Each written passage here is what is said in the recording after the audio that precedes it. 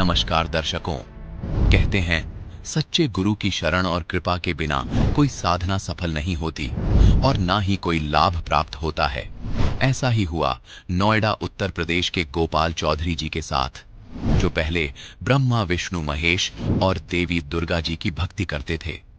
इन्होंने 21 साल डेरा सच्चा सौदा में भी बिताए, वहां सेवा भी की, लेकिन फिर भी इन्हें ना शारीरिक सुख मिला और ना ही मानसिक। गोपाल जी का कहना है कि मेरी जिंदगी तब बदली जब मुझे संत रामपाल जी महाराज द्वारा लिखित पुस्तक जीने की राह मिली। दर्शकों, आखिर संत रामपाल जी महाराज ने अपनी इस पुस्तक में ऐसा क्या लिखा है जिसे पढ़ते ही श्रद्धालु संत रामपाल जी महाराज के आश्रम की ओर दौड़ पड़ते हैं।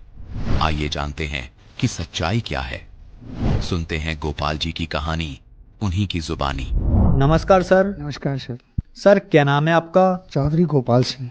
गोपाल जी आप कहाँ से हैं? हम ग्रेटर नोएडा गौतम बुद्ध नगर गांव लटपरा से आए हैं, उत्तर प्रदेश, पश्चिमी उत्तर प्रदेश। गोपाल जी, संत रामपाल जी महाराज से नाम दीक्षा आपने कब ली? सर जी, हमने 21 मई 2017 को संत रामपाल जी महाराज की शरण में आकर के नाम दीक्षा ली। संत रामपाल जी महाराज से नाम दीक्षा लेने से पहले क्या आप कोई भक्ति साधना भी करते थे? जी हाँ, हम पहले भक्ति साधना करते थे, शेरावाली की भी करते थे, विष्णु की, ब्रह्मा, शिव जी की, गणेश जी, हनुमान जी की, इन सबको ही तकरीबन पूजते थे हम।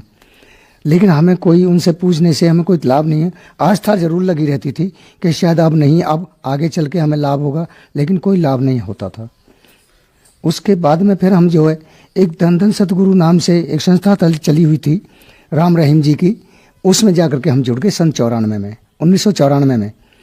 वहाँ पे हम टोकन मिला हुआ हमें सेवादार के नाम से सेवा भी करते थे हम। जब जरूरत पड़ती थी आश्रम को, जब हम वहाँ पे समय समय पर जाया करते थे सेवा करने के लिए, लेकिन फिर भी हमें कोई भी वहाँ से लाभ नहीं मिला। सर आपने बताया कि आप डेरा सच्चा सौदा सिरसा पंथ में 21 साल रहे और सेवादार भी रहे, तो फिर आप संत रामपाल जी महाराज की शरण में कैसे आए? सर जी, एक दिन क्या है जी, संत रामपाल जी महाराज की शरण में आने से पहले हमारे 3 ऑटो चलते थे। उन ऑटो में एक कोई भगत सेवा कर रहे थे, तो उन्होंने पुस्तक रख दी गीता जयंती की आड़ में, गीता का अपमान। तो वो उस गीता को हमने जब देखा तो हमने सोचा कि भाई ये तो बड़ी अच्छी पुस्तक है। हमने उसको पढ़ा, पहले तो पढ़ लिया, पढ़ने के बाद फिर हमने गहराई में पहुंचना शुरू किया। पहुंचने के बाद में जो पीछे नंबर लिखे हुए थे उन पे हमने संपर्क किया, SMS किया। हमें जो है मिला कि आप जो है पूरा एड्रेस लिख करके दीजिए और आपको पुस्तक भेजी जाएगी। तो सर जी, उस पे SMS पे हमें जो पुस्तक देने के लिए कोई भगत आए और हमने 2 पुस्तक ली, गीता तेरा ज्ञान अमृत और ज्ञान गंगा। तो सबसे पहले हमने भगत जी गीता तेरा ज्ञान अमृत, क्यों गीता को हम मानते थे, जिस पे कृष्ण जी का, अर्जुन जी का फोटो छपा हुआ था, हम उसी को गीता समझ करके हम उसी को अपना श्रद्धा से सिर झुका करके हम उसको मानते थे। थोड़ा बहुत कहीं से हमें कुछ मिल जाता सुनने को तो हम सुनते थे। तो भगत जी हमने जो है वो पुस्तकें पढ़नी शुरू करी।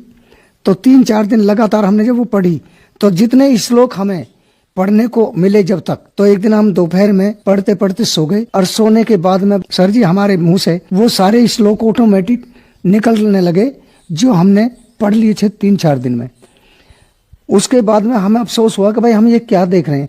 तो इतने में ही हमें जो एक सफ़ेद पोशाक में लंबे ठाड़े एक व्यक्ति के रूप में हमें जो हमारे पास आए, हमारे सिर पे हाथ रखा कि बेटा आप तो बहुत पुण्यकर्मी आत्मा है, परमात्मा की भक्त आत्मा है, आप जो बैठे हो और अपना पुस्तक पढ़ो, सत्संग भी सुना करो और नाम दीक्षा लो और अपना कल्याण करा लो। तो सर जी हमें जो उसी समय से ऐसी तड़प पैदा हो गई कि हमारा मन ना तो कहीं पे लगता, ना घर में, परिवार में, कहीं पे भी नहीं लगा। हमने नंबरों पे फिर हमने जो कॉल करी कि जी हमें जो है ये नाम दीक्षा कहाँ से मिल सकती है। तो आगे से जवाब मिला कि आप रहने वाले कहाँ के हैं, कहाँ पे हैं। मान कीजिए हम पश्चिमी उत्तर प्रदेश गौतम बुद्ध नगर ग्रेटर नोएडा से बोल रहे हैं कि तो आपको जो है कौन सा जगह नज़दीक पड़ेगा। तो उन्होंने 2 जगह के नाम लिए, लौनी और बुलंदशहर।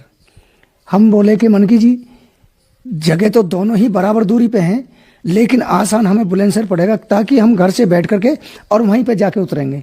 लौनी के लिए हमें दिक्कत पड़ेगी।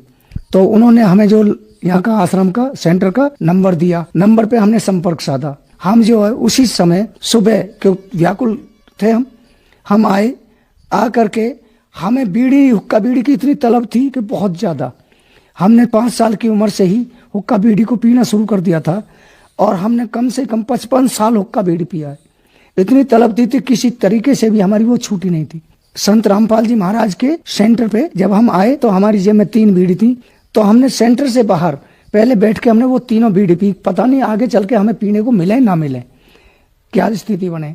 तो हमने कुल्ला करके अच्छी तरह से मुंह में ऐसा देखा कि मतलब बास भी ना हो, तो हमने cold drink P. Cold drink पीने के बाद में हम सेंटर में आए। सेंटर में आने के बाद में हमें बस सिर्फ सीधा यही लत लगी कि हमें संत रामपाल जी महाराज से उपदेश चाहिए, हमें अपनी आत्मा का कल्याण कराना है। संत रामपाल जी महाराज की कृपा से हमें उपदेश मिला। सर, जब आपने संत रामपाल जी महाराज से नाम दीक्षा ली तो क्या आपको लाभ भी प्राप्त हुए? हाँ जी, हमें बहुत सारे लाभ मिले। सबसे पहला लाभ तो हमें ये मिला, संत रामपाल जी महाराज से उपदेश लेने के बाद में हम बिल्कुल निर्भय हो चुके थे। हमें किसी तरह के कोई भय नहीं रहा कि हमारा कुछ होना भी है नहीं होना है, हमें कोई लालच नहीं रहा।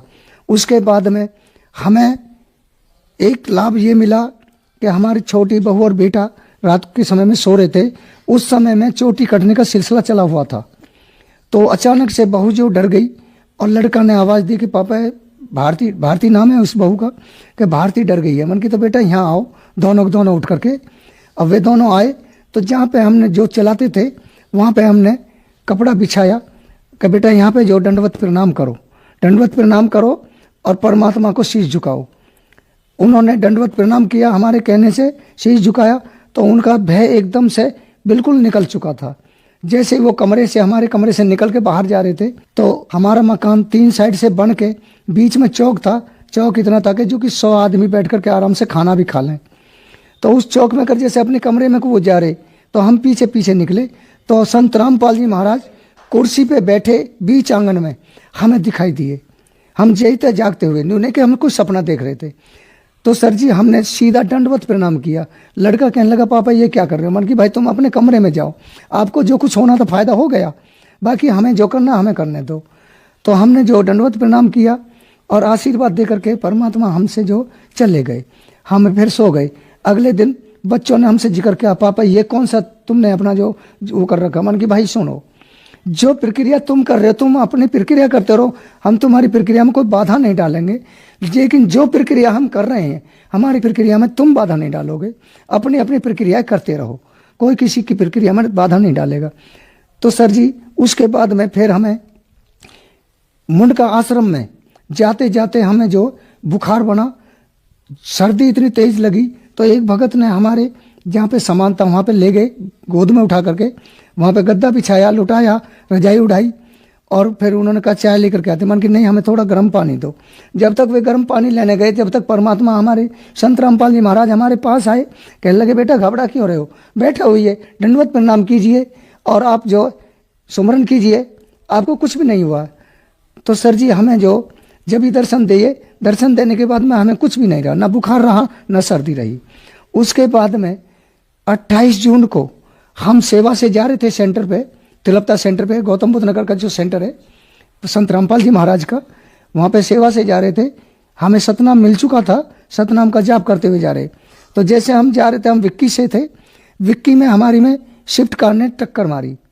टक्कर लगते ही हमारी विक्की गिर गई और हम भी गिर गए। वहाँ मार्केट थी एक छोटी सी, जहाँ पे 50 बंदे कम से कम थे, जिन्होंने हमें उठाया गाड़ी के आगे से, और गाड़ी का स्विफ्ट कार का बम्पर टूट के नीचे गिर गया, बोनट मुड़ गया, चलाने वाले का माथा फूट गया और बराबर में बैठने वाले का होठ फट गया। जब हमें होश आया तो वहाँ संत रामपाल जी महाराज जी कह रहे थे कि बेटा बैठे हो, दूसरों को क्यों गफलत में डाल रहे हो, अपना बैठे हो जाइए। तो हमें होश आया। होश आने के बाद में जिसको खून निकल रहे थे, हमने कहा कि भाई पहले इसका ट्रीटमेंट कराओ, हमारी बाद में चिंता करना, हम ठीक हैं। तो वो सब कहने लगे कि देखो बुढ़े को क्या हुआ है, जो कि इतनी टक्कर से मर जाना चाहिए था, और ये कह रहा है कि भाई इसको पहले ट्रीटमेंट कराओ, अपने लिए कुछ नहीं बोल रहा है। हम बोले कि हमें परमात्मा की कृपा है से हमें कुछ नहीं होगा, हम पूर्ण परमात्मा की शरण में हैं। लाभ और मिला, हमारी नाक में किसी तरह से जख्म हो गया था, उस जख्म में नाक से खूनों की तिल्ली बन जाती थी। हम ट्रीटमेंट कराते थे, दवा लेते थे, लेकिन किसी तरह से भी कोई भी हमें फ़ायदा नहीं हुआ। हम सरकारी अस्पताल में गए तो वहाँ पे उसका ट्रीटमेंट के बजाय हमें जो टीबी घोषित कर दिया डॉक्टर ने। हम कहने लगे भाई इलाज तो हम किसका कराने आए हैं, आप टीबी घोषित कर रहे हैं, भाई हमें आपसे इलाज नहीं कराना। हम वापस चले आए, पर्ची भी हम जो वहीं फाड़ करके घेरी आए।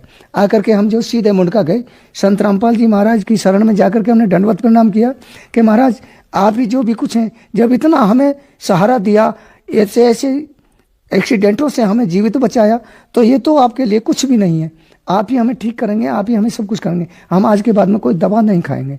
सर जी हमने कोई दवा नहीं खाई, ना कोई कुछ करा, हमारा जबी से नाक का जख्म ठीक हो गया और ना ही हमें कोई टीबी रही। हमने फिर आकर के चेकअप करा तो चेकअप में कुछ भी नहीं, सारा का सारा नॉर्मल रहा। डॉक्टर भी अचंभा मान गए कि भाई जब तो तुम्हें टीबी थी क्लियर दिख रही थी और आज तुम ऐसे। हमने जो संत रामपाल जी महाराज का शुक्रिया अदा किया कि ऐसे परमात्मा हमें कब से पहले से क्यों नहीं मिले, जो कि आज तड़पने के बाद में इतने समय के बाद हमें मिले। तो हम उन्हीं को याद करते रहे और उन्हीं का जाप करते रहे और हमें तो सिर्फ इतना ही चाहिए कि परमात्मा सदगुरु रामपाल जी महाराज हमें सदा अपनी शरण में ही रखें, हमें और कुछ नहीं चाहिए, हमें सिर्फ मोक्ष चाहिए। सर जैसा कि आपने बताया कि आपको बहुत ज्यादा नशे की लत थी, आप बचपन से ही नशा करने लग गए थे, तो क्या संत रामपाल जी महाराज की शरण में आने के बाद आपका नशा छूट गया? हाँ जी, नशा तो ऐसा चला गया, हमने मतलब दवा भी खाई थी, बहुत सारे उपयोग भी किए थे, लेकिन किसी तरह से हमें वो हुक्का बीड़ी की लत नहीं छूटी थी। और शरण में संत रामपाल जी महाराज की शरण में आने के बाद में हमें थोड़ा सा 1-2 दिन तो एहसास सा हुआ, जेब में हाथ जाता था, लेकिन गुरुजी का याद आते ही, नाम याद आते ही हमें ऐसा लगता था कि भाई हम तो बहुत बुरा कर्म कर रहे हैं, हमें ये करना नहीं है। तो 2-4 दिन के बाद में हमारा तो बिल्कुल छू मंत्र ऐसा होगा जैसे कि हम पहले से ही नहीं करते थे। सर संत रामपाल जी महाराज से नाम दीक्षा कैसे ली जा सकती है? सर जी चैनल पे शाम को सत्संग आता है संत रामपाल जी महाराज का, और उस सत्संग पे नीचे एक पीली पट्टी चलती है, पीली पट्टी पे कुछ नंबर लिखे हुए होते हैं, उन नंबरों पे संपर्क करें और संपर्क करके अपने नजदीकी नामदान केंद्र का पता लें और पुस्तक ज्ञान गंगा लें, ज्ञान गंगा को पढ़ें, सत्संग देखें और नजदीकी नामदान केंद्र पे जाकर के संत रामपाल जी महाराज से दीक्षा लें और अपना कल्याण कराएं। धन्यवाद सर। दर्शकों, अभी आपने सुने संत रामपाल जी महाराज से दीक्षा प्राप्त करके सुखी हुए भक्त के अनुभव। अब देखिए जगत गुरु तत्वदर्शी संत रामपाल जी महाराज के मंगल प्रवचन। परमात्मा ने इस मूल ज्ञान को थोड़ा छुपाना था, इसलिए इन्होंने कबीर पंथियों के समझ में नहीं आई। ये कबीर जी को तो सतगुरु मानते हैं और सतपुरुष को निराकार बताते हैं, इन दोनों को अलग अलग मानते हैं, तो इनको ज्ञान नहीं था। अब क्या कहते हैं, धर्मराय को हिकमत की ना, इस काल ने नख रेखा से भग कर लीना। दुर्गा को नाखनों की से द्वारा स्त्री इंद्री लगाई। धर्मराय करे भोग विलासा, माया को रही तब आशा। यानी अष्टंगी प्रेग्नेंट हुई, 3 पुत्र अष्टंगी जाए, जाए माने उत्पन्न किए, और ब्रह्मा विष्णु शिव नाम धराए। 3 देव विस्तार चलावे, इनमें ये जग धोखा खावे। पुरुष गम कैसे कोई पावे, काल निरंजन जग भरमावे। पुरुष माने परमात्मा, सतपुरुष की गम माने उसकी जानकारी कैसे कोई पावे, ये काल सबको भ्रमित रखता है अज्ञान के द्वारा। पुरुष गम कैसे कोई पावे, काल निरंजन जग भरमावे। 3 लोक अपने सुत दीना, सुन निरंजन वासा लीना। 3 लोक अपने पुत्रों को देके सुन में ये स्वयं वास करता है। अलख निरंजन सुन ठिकाना, ब्रह्मा विष्णु शिव वेद न जाना। 3 देव सो उसको धावे, निरंजन का वे पार न पावे। अलख निरंजन बड़ा बटपारा, 3 लोक जीव करे आहारा। ब्रह्मा विष्णु शिव नहीं बचाए, सकल खाए पुन दूर उड़ाए। 3 के सुत हैं तीनों देवा, अंदर जीव करते हैं सेवा। अपनात्माओं, परमात्मा कहते हैं ये तत्व ज्ञानहीन अंधे प्राणी इस काल के पुत्रों ब्रह्मा विष्णु में इसकी पूजा करते हैं। इनके सुत हैं ये तीनों देवा, ये अंदर जीव करते हैं सेवा। इस काल के पुत्रों को अजर अमर जान के इन्हीं पर आश्रित रहे। और परमात्मा कहा करते, तीन देव की जो करते भक्ति, उनकी कदे ना होवे मुक्ति। तो उस समय इतना विरोध हुआ था भगवान का, परमात्मा के साथ जो सितम ढाए थे इन दुष्टों ने। आज कलेजा मुंह को आजाद, वो कथा कभी कभी सुनाएंगे आपको रह रह कर। पहले दास चाहता है कि आपको ज्ञान से परिपूर्ण करें, फिर उसके बाद आप सारी बातों को जो भी दास मुख से बोलेगा सारी सच्ची मानोगे और वो सत्य ही होंगी। इनके सुत हैं तीनों देवा, ये अंदर जीव करते हैं सेवा। सेवा माने पूजा। इनके तीन यानी उन दोनों के, काल और दुर्गा के पुत्र हैं ये तीनों देव। और ये तत्व ज्ञानहीन प्राणी इनकी पूजा करते हैं। अकाल पुरुष का हो नहीं चीन्या, काल पाए सभी गए लीन्या। तीन देव और असुर अवतारा, ताको बजय सकल संसारा। ब्रह्मा विष्णु महेश और इन्हीं के अवतार राम और कृष्ण को ये सारा संसार उन्हीं को भजता है, उन्हीं की पूजा करता है। तीन गुणों का यह विस्तारा, धर्मदास में कहूँ पुकारा। गुण तीनों की भक्ति में ये भूल पड़ो संसार। कहे कबीर निज नाम बिन कैसे उतर पारे।